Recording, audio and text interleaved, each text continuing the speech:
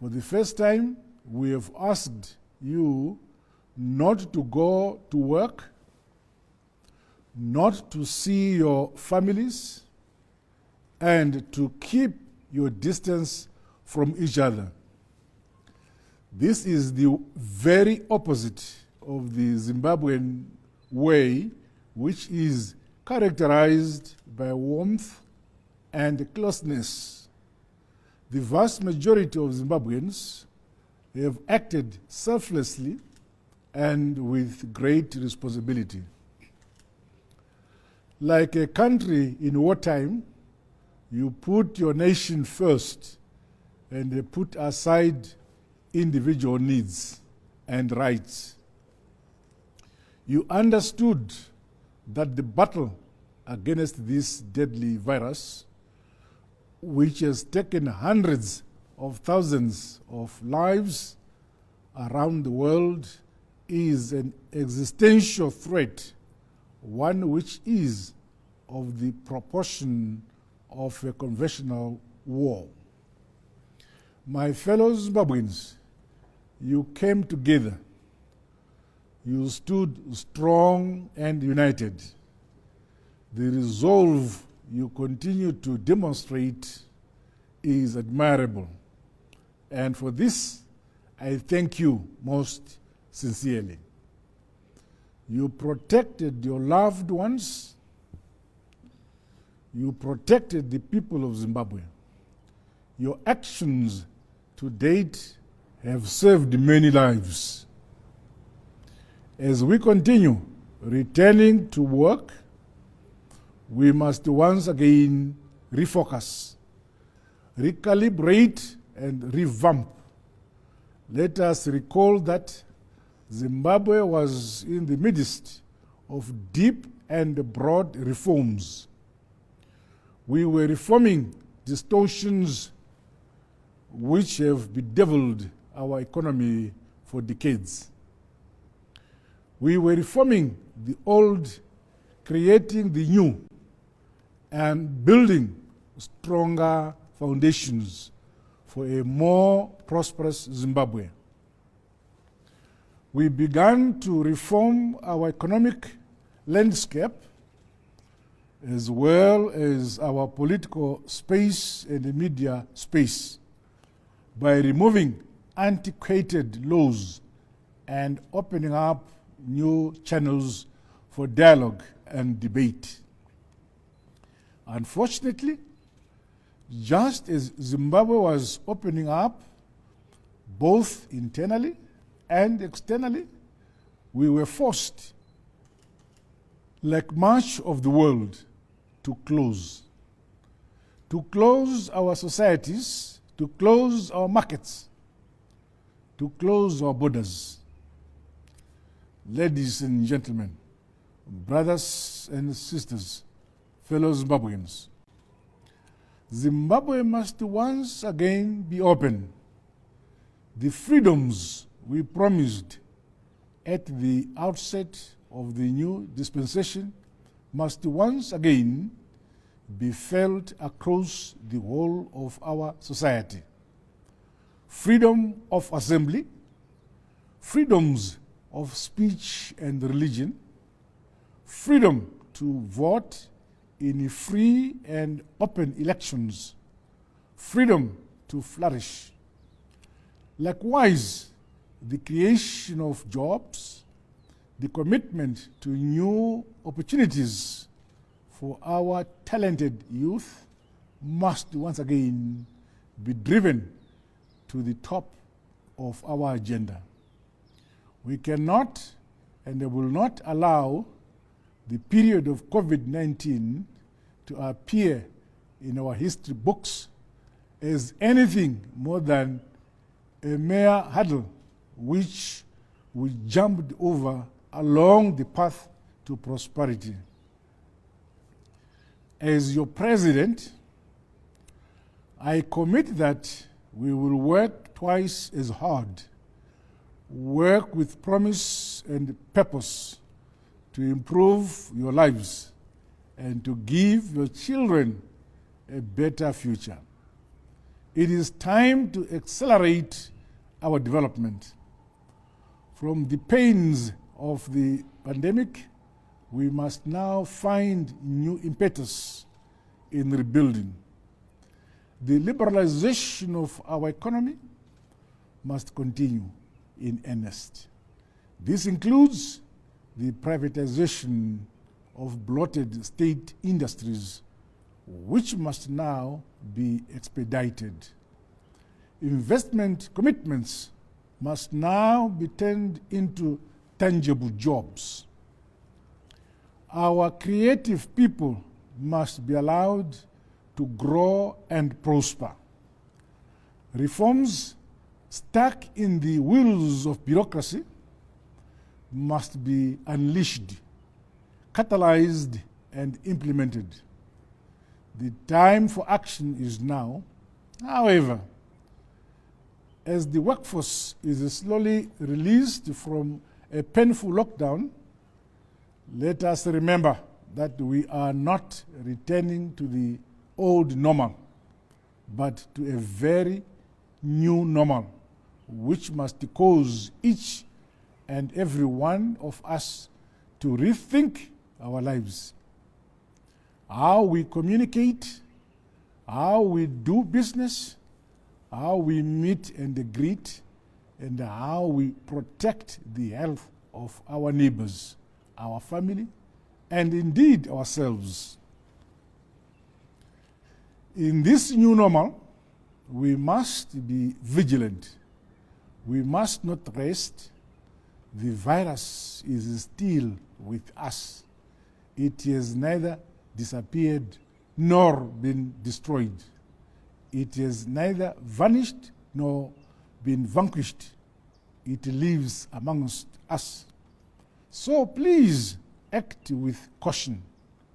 Wear a mask at all times when you are outside your homes. Don't cough into your hands and maintain social distance wherever possible. Do not spend time in enclosed spaces with strangers, and ensure that windows are open in workplaces. Wash or sanitize your hands regularly and thoroughly. This may seem rudimentary, but these small acts may just save the life of your grandmother, your grandfather, your brother or sister, mother or father, friend or co-worker, even your own life. This will not last forever. We will someday return to the warm ways of Zimbabwe once again. However, the status quo and the immediate future demand our active diligence. Let us influence and educate each other and our friends and family on how to minimize the risks of infection. The virus must be kept in check. Only with strict discipline can we fully get back on course towards building a functioning, modern, and prosperous economy. I would like to take this opportunity to thank my executive team, which continues to steer this economic ship through the roughest waters Zimbabwe has ever seen in the recent past. Droughts, cyclones, a global economic downturn, in addition to a pandemic which the world had not witnessed in a century. These are hardly the conditions in which to implement tough spending cuts and deep structural economic reforms. But we have no choice. If we do not reform now, we will continue to drown in debt or pendle along in mediocrity Zimbabweans deserve better. Zimbabwe deserves better. Although our lockdown remains at level 2, let us begin to further open up, remembering that we all have a role to play.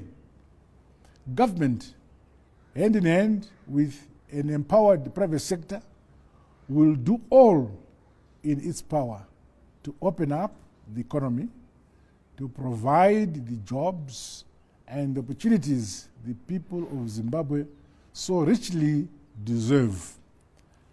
Under this review, we recognize that the current spike in the number of positive cases requires that we take a more cautious approach in relaxing the lockdown restrictions.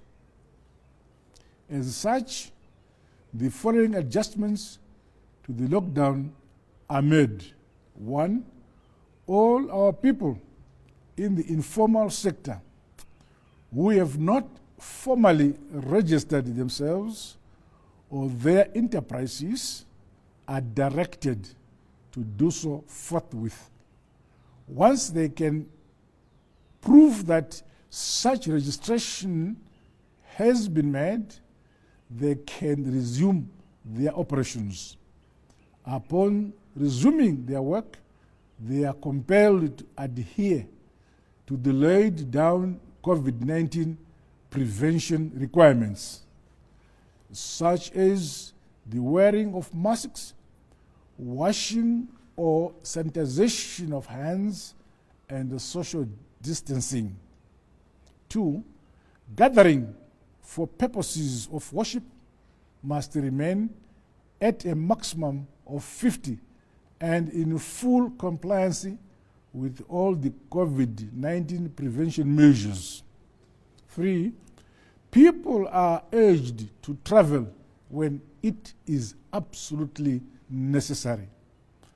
And 4, the moratorium on rent payment made during the early phases of the lockdown is hereby lifted. Rent arrears can be settled in installments spread over a period of 6 months. Meanwhile, Zimbabwe is grateful for the support we continue to receive in our fight against the pandemic from both internal institutions and organizations, as well as from external governments, institutions and other development partners. I'm happy to announce that we have once again received a considerable consignment of PPEs and other materials from the People's Republic of China. We remain grateful to His Excellency President Xi Jinping and the government and the people of China for their solidarity and support.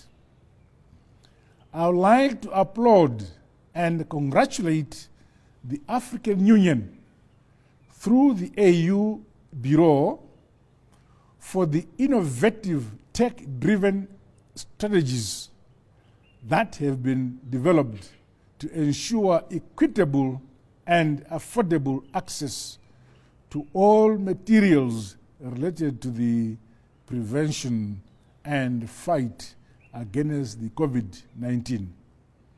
We further commend the continued calls by the African Union member states for the lifting of sanctions against our country. Finally, I exhort all the people of Zimbabwe to adapt to the new normal with a new positive attitude.